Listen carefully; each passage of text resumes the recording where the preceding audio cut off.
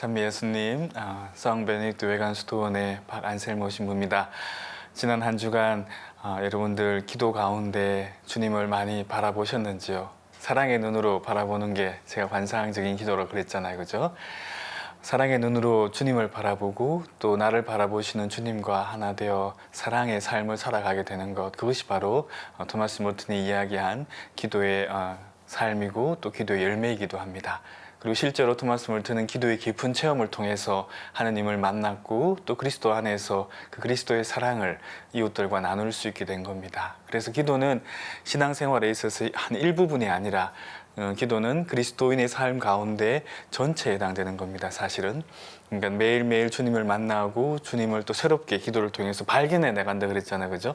그러니까 늘 같은 기도를 반복하면서 기도하지만은 기도를 통해서 영혼이 준비되어 있을 때 하나님의 은총이 또 주어지게 되고 그 은총을 받아들이면서 나는 또 새로운 차원의 하나님을 만나게 되는 겁니다.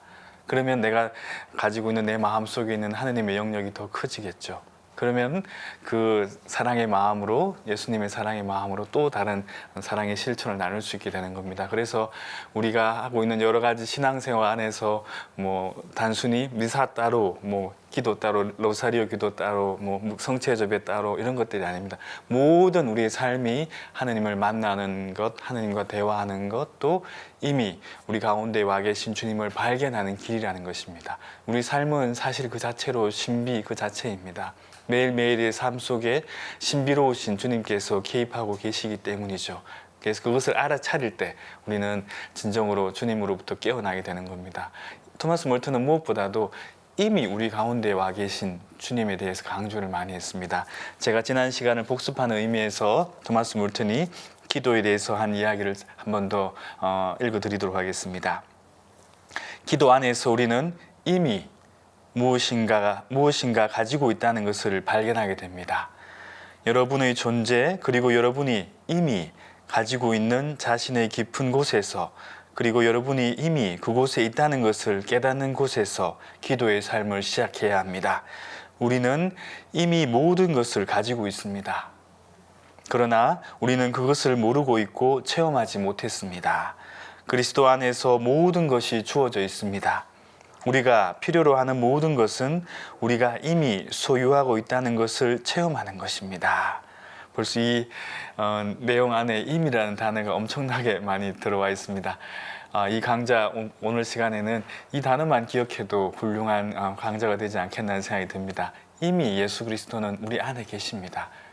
이미 예수 그리스도의 사랑의 그 씨앗이 우리 안에 심겨져 있습니다. 그런데 어떤 사람들은 그 씨앗이 자란 사람이 있고 어떤 사람은 아직도 그냥 내 가슴 속에 묻혀 있는 사람이 있는 것입니다. 그래서 이미 우리와 함께 하시는, 또 우리 안에 계시는 주님을 발견하는 것, 그것이 기도라는 것입니다.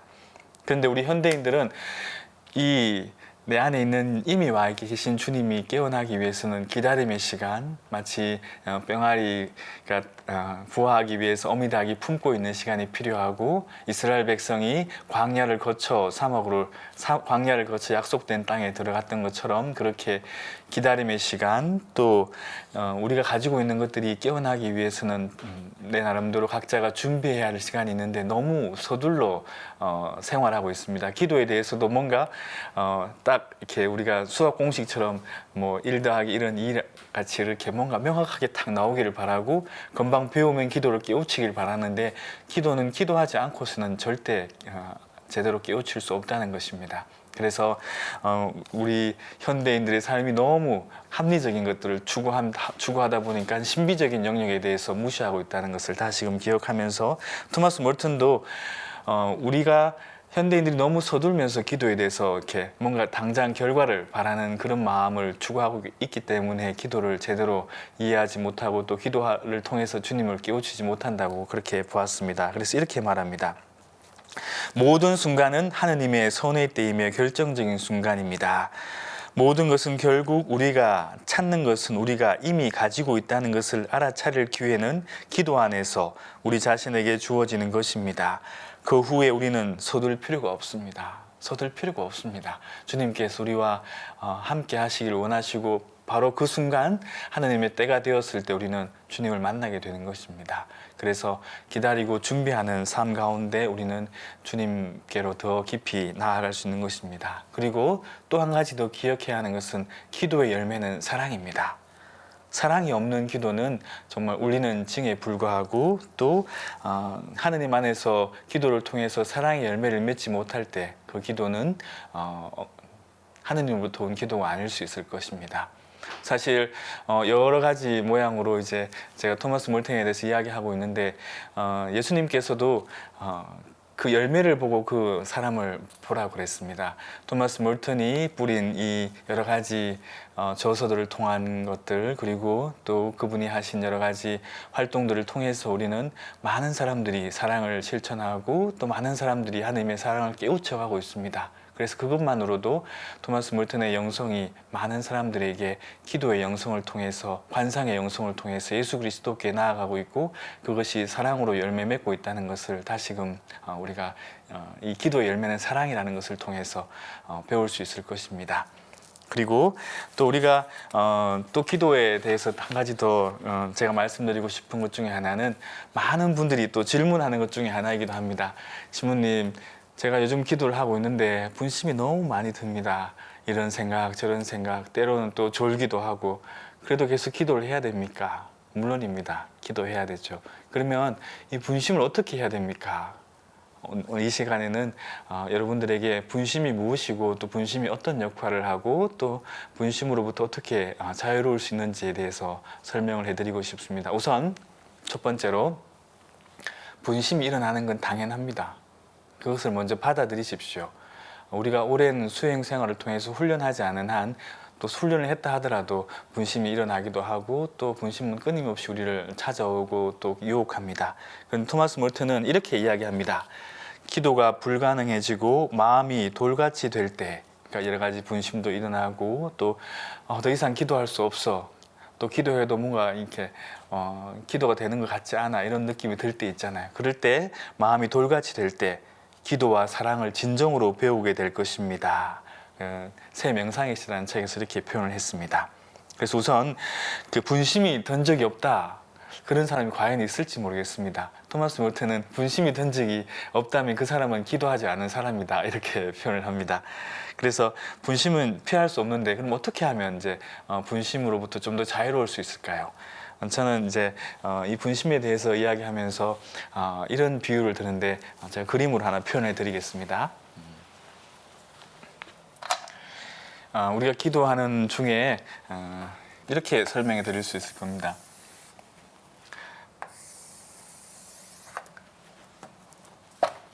이걸 이제 강이라고 생각합시다. 그리고 이 강물은 이제 바다로 흘러가겠죠.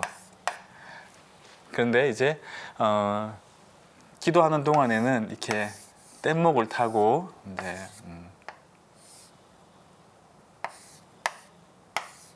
이렇게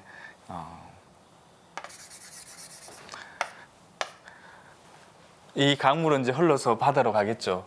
비유적으로 설명하자면은 우리가 기도하는 동안에 이제 바다는 하느님이 계신 곳이라고 생각합시다. 그래서 기도하는 동안에 우리가 이제 강물이 이제 흘러서 절러서 이렇게, 나도 내가 가만히 있어도 이 뗏목은 흘러갑니다, 바다를 향해서. 그래서 기도하는 동안에 여러 가지 뭐 분심이 들거나 하는 것들은 이 강물 주변에 이제 뭐 집도 있을 거고 뭐 사람도 있을 수 있을 거고, 그죠? 여러 가지 뭐 나무도 있을 수 있을 겁니다, 이렇게.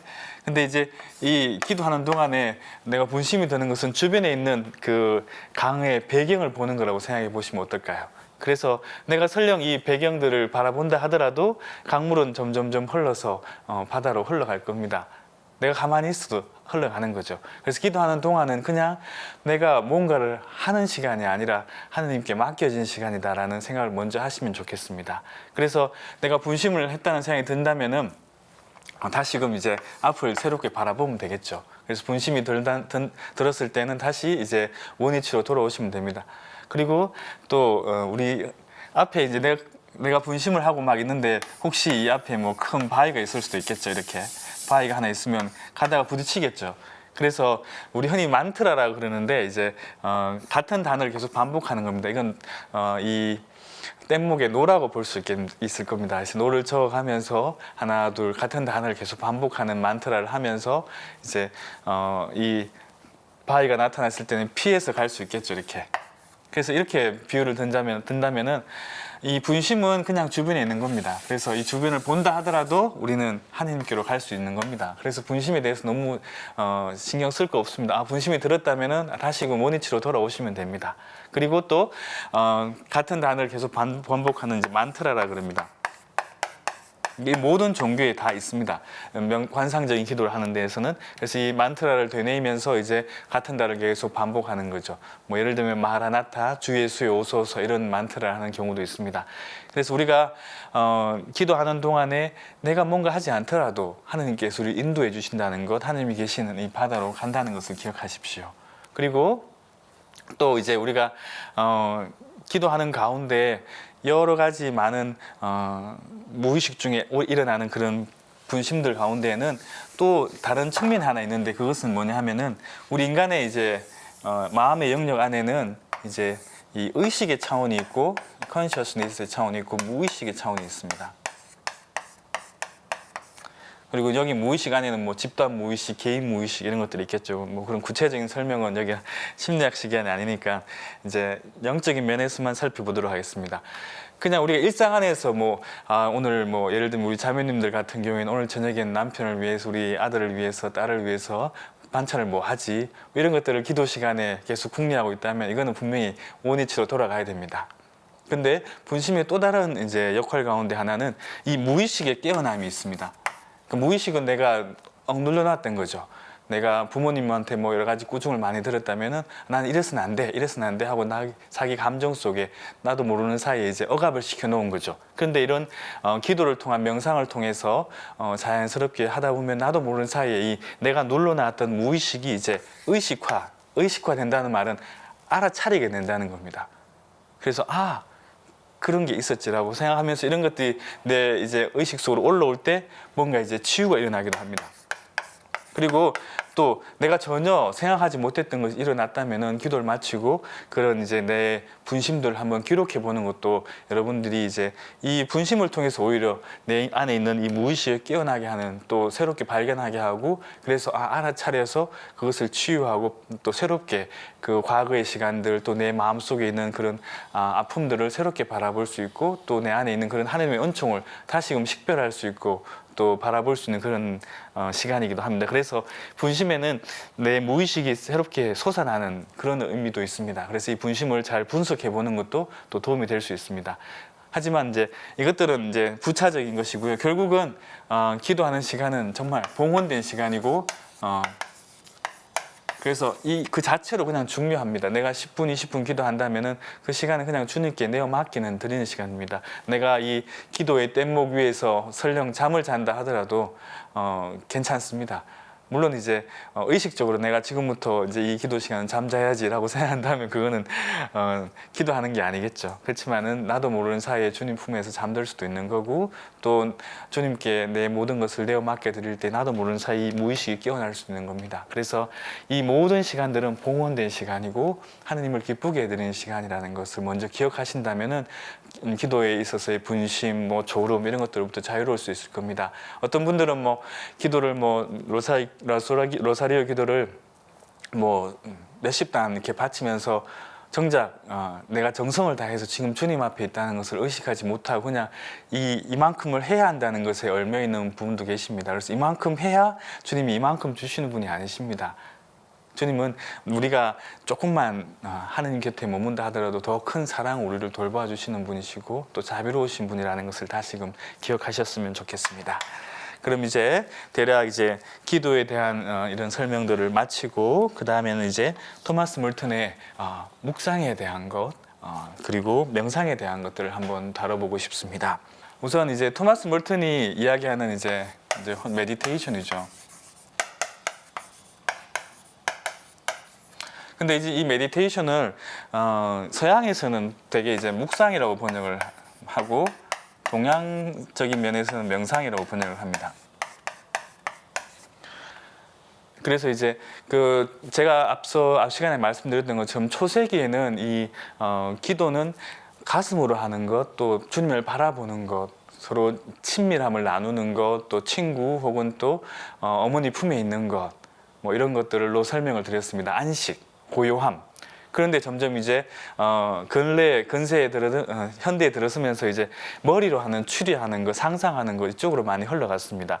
그러다 보니까 서구의 사고에서는 이제 우리가 이제 흔히 그 한자의 마음 심자를 이제 마인드라 그러는데, 제가 이제 서양 사람들한테 마인드를 우리가 마음 하면은 보통 마음 하면은 이제 우리가 마음 여기, 우리 동양 사람들 마음은 여기 있다 생각하잖아요. 근데 서양 사람들은 마음은 여기 있다고 생각합니다. 머리. 그리고 이제 그 마음을 우리가 생각하는 마음을 이야기할 때는 heart, 가슴을 이제 가리킬 때는 다른 단어를 씁니다. 그래서 아마 그래서 이제 이런 묵상과 명상과 메디테이션을 묵상과 명상으로 이야기할 때 서양 사람들은 이제 머리로 하는 걸로 생각하고, 동양 사람들은 명상은 가슴으로 하는 거, 우리가 이야기하는 이제 이 마음, 여기에 해당되는 거겠죠. 그래서 조금 이런 차이가 있습니다.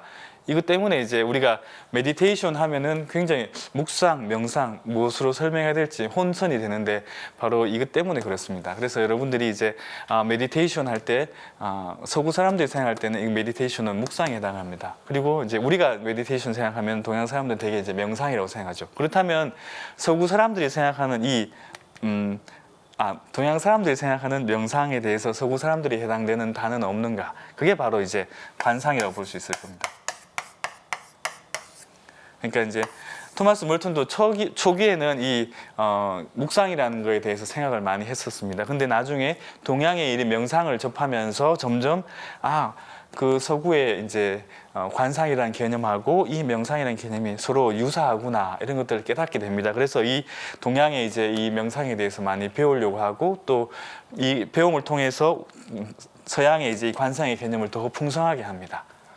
그래서 이런 개념을 바탕으로 토마스 멀턴의 이제 명상에 대해서 혹은 또 묵상에 대해서 이해를 하면은 더 좋을 겁니다. 그래서 좀 표를 나눠서 설명을 해보겠습니다. 자,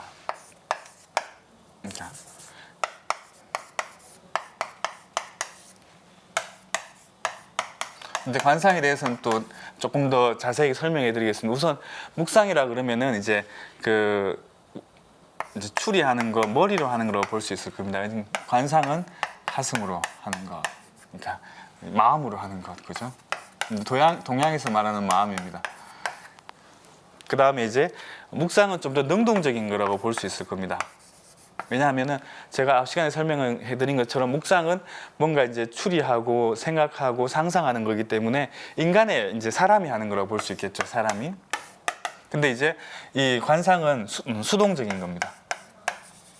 왜냐하면 하느님께서 하시는 거기 때문에, 성령께서 하시는 거기 때문에 이 관상은 좀 더 수동적인 그런 형태를 띠게 됩니다. 그래서 이제 관상과 이 묵상과 관상의 이 관계 안에서 우리가 다시금 생각해야 되는 것은, 우리가 생각하고 추리하고 하는 이런 모든 과정들은 관상으로 나아가기 위한 이제 준비라는 겁니다. 준비. 그럼 이제 이 관상이란 무엇인가 다시금 또 질문하게 되죠. 이 준비, 그러니까 묵상을 통해서 이제 관상을 준비한다면 과연 이 관상은 또 무엇인가? 토마스 멀턴은 어떻게 생각했을까요? 이것을 이제 제가 설명해 드리도록 하겠습니다. 그렇다면 토마스 멀턴이 이제 관상에 대해서 어떻게 이해했고, 또 관상을 어떻게 우리에게 가르쳐주고 있는지 이 시간 설명해 드리도록 하겠습니다. 우선 관상이란 용어부터 먼저 설명해 드리겠습니다. 왜냐하면 이 굉장히 좀 낯선 용어이기도 합니다. 우리가 이제 아마 이 한자말에 관상이라는 단어가 우리가 흔히 이제 얼굴을 보고 이제 뭐 이렇게 미래를 혹은 운명을 점치는 그 단어와 이제 한글로는 같기 때문에 그렇습니다. 이제 관상이라고 이제 한자로 이렇게 쓰죠.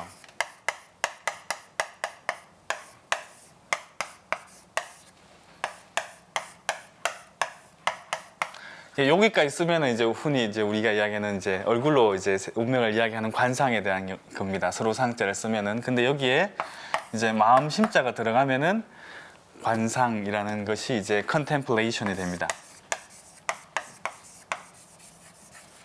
라틴 말로는 contemplatio죠.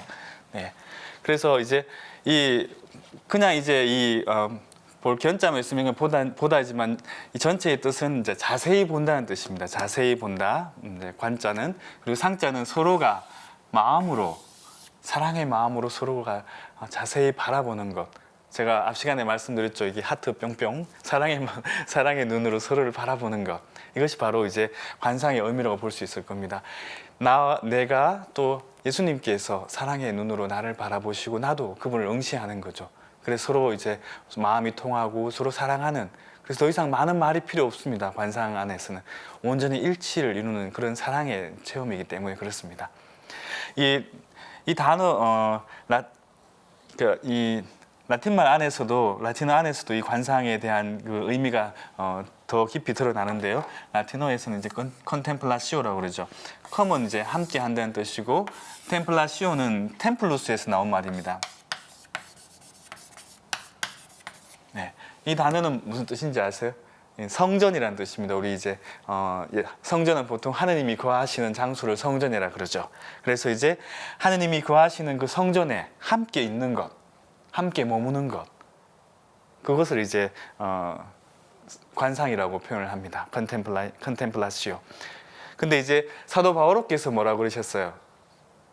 우리가 바로 그리스도의 성전이라 그랬죠. 그래서 우리 안에, 우리가 바로 성전이니까 우리 안에 예수님과 내가 함께 있는 것, 그것이 바로 이제 관상이라는 그런 의미가 될 수 있을 겁니다.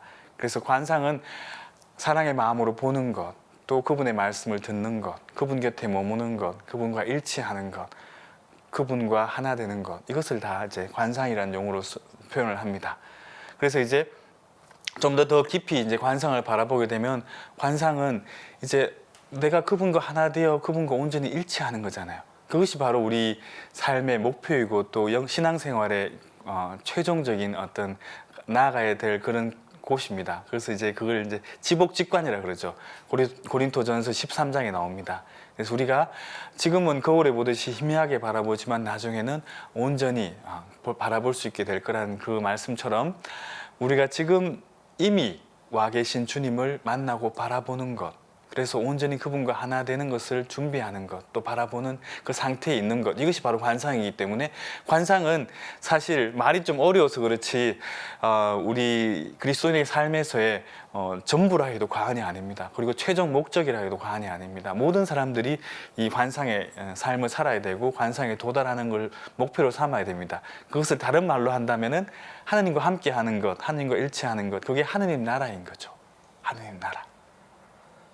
토마스 물턴이 이것을 발견했습니다. 그래서 새롭게 주님과 함께 시작된 낙원의 삶을 살아가기 위해서, 그러니까 관상의 삶은 하느님과 함께하는 삶이니까 낙원의 삶은 하느님과 함께하는 삶이잖아요. 이 하느님이 함께하는 삶 속으로 들어가는 것, 이미 미리 여기서부터 하는 것.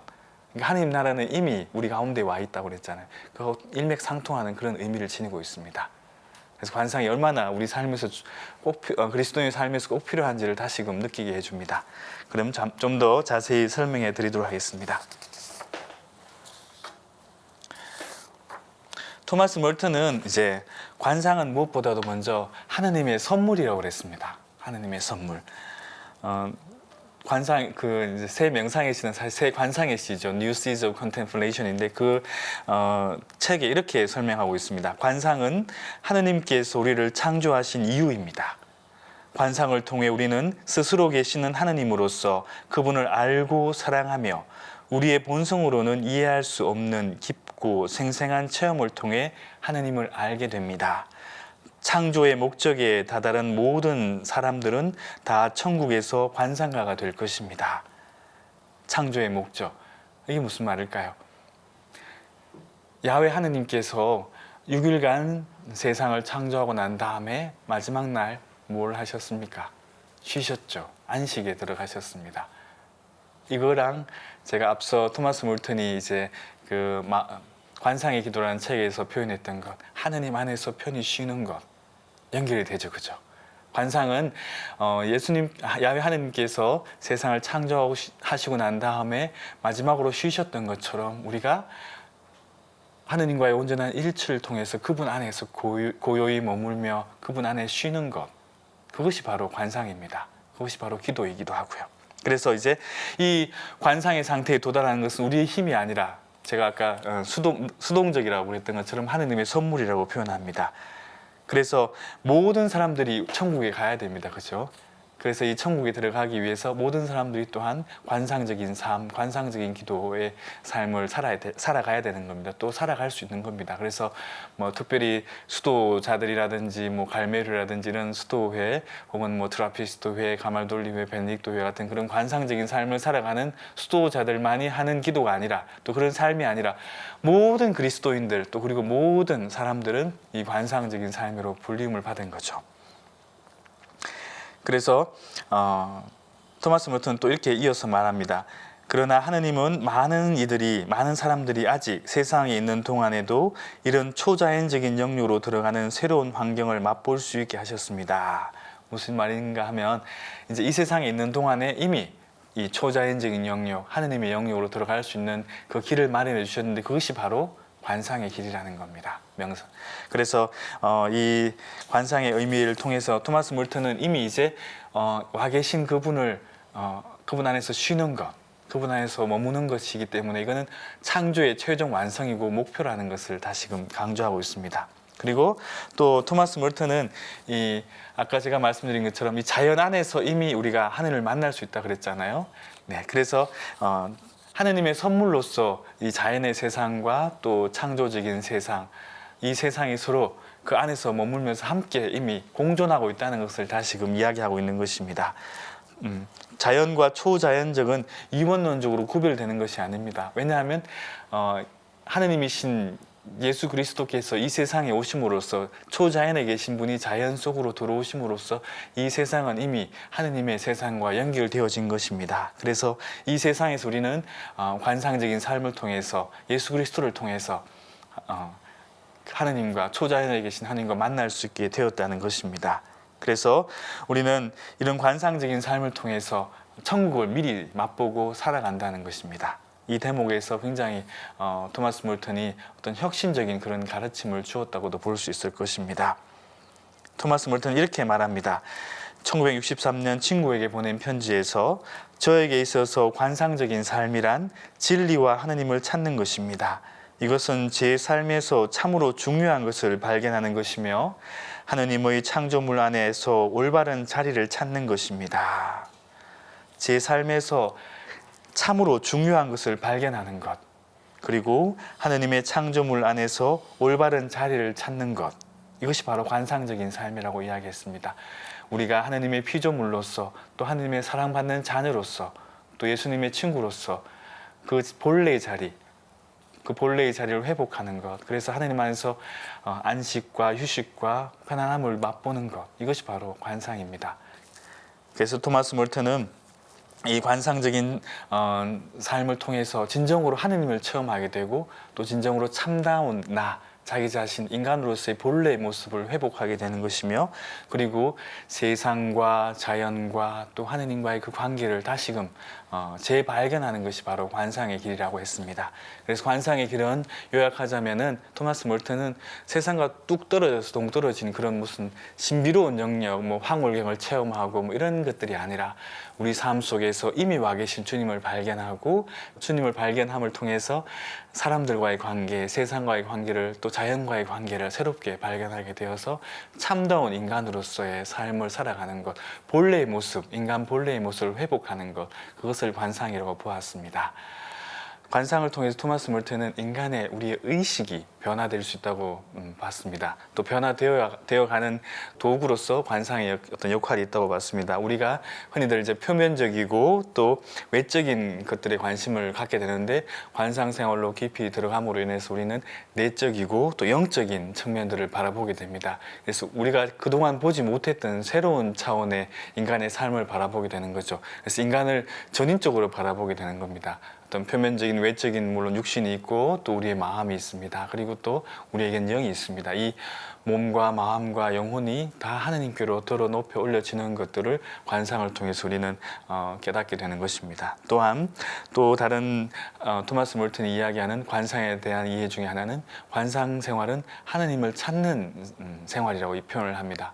근데 사실 하느님 무슨 숨바꼭질 하는 것처럼 뭐 숨어 계시고 우리가 찾는 그런 게 아닙니다. 토마스 몰튼이 그 재미난 일화가 하나 있는데, 토마스 몰튼이 이제 1967년에 12월에 그 주변에 있는 여러 봉쇄 수녀원의 관상 수녀원의 수녀님께서 토마스 몰튼에게 이런 질문을 했습니다. 하느님과의 일치를 얻기 위해서 사람들에게 도움을 줄 수 있는 최고의 방법이 무엇입니까? 그러니까 하느님과의 어떤 일치, 관상에 도달하기 위해 사람들에게 어떤 도움을 주는 게 좋습니까? 하고 토마스 몰튼에게 한 말씀을 청했죠. 그럴 때 토마스 몰튼이 이렇게 대답했습니다. 우리는 그들이 이미 하느님과 일치되어 있다는 것을 그들에게 꼭 말해야 합니다. 특이하죠. 어떻게 하면 하느님과 일치될 수 있습니까? 라고 물었는데 토마스 몰튼은 이렇게 답합니다. 이미 우리가 주님과 일치되어 있다는 것을 깨달으라고 이제 이야기를 하십니다. 관상적인 기도는 우리가 이미 우리 안에 있는 것에 대한 의식을 깨닫게 해줍니다. 하느님은 우리와 매우 가까이 있습니다. 이렇게 그 수님께 답을 합니다. 이미 우리 가운데 와 계신 그 주님과 함께하는 삶, 그것이 바로 이제 관상의 삶이고, 또 그렇게 하느님을 발견하고 찾아가면서 하느님으로부터 깨어나는 삶이 바로 또한 관상으로부터의 삶입니다. 그래서 이 깨어난 사람들의 삶은 새로운 관계로, 아까 제가 말씀드린 것처럼 하느님을 새롭게 바라보게 되고, 또 세상을 새롭게 바라보게 되고, 사람들을 새롭게 바라보게 되고, 또 자연들, 우주를 새롭게 바라보게 되는 것입니다. 그래서 이 관상으로 깨어난 사람들은 자기 자신이 참 자아를 발견한 사람이기도 하고, 또한 그 참 자아를 찾음으로 인해서 하느님을 보다 더 깊이 발견하게 되는 것입니다. 오늘 이제 이 강좌를 통해서 여러분들이 정말 하느님을 새롭게 바라보고, 또 내 안에 이미 와 계신 주님을 찾고 발견하는 그런 우리 모두가 되었으면 좋겠습니다. 이미 우리 가운데 와 계신다는 것을 다시금 기억하시고, 또 이미 와 계신 그 주님을 우리가 어떻게 받아들이냐에 따라서 사람들을 바라보는 것, 세상을 바라보는 것도 달라집니다. 주님께서는 이미 내 안에 계십니다. 주님께서는 이미 나와 함께 살아가고 계십니다. 우리가 주님을 받아들이고 주님으로부터 깨어나서 그 깨어난 그 사랑의 마음으로 사람들을, 주님을, 또 세상을 바라볼 수 있는 그런 은총을 강구하는 한 주간 되시기 바랍니다. 주님과 함께 주님 안에서 살아가는 그런 하루, 한 주간 되시기를 바랍니다. 감사합니다.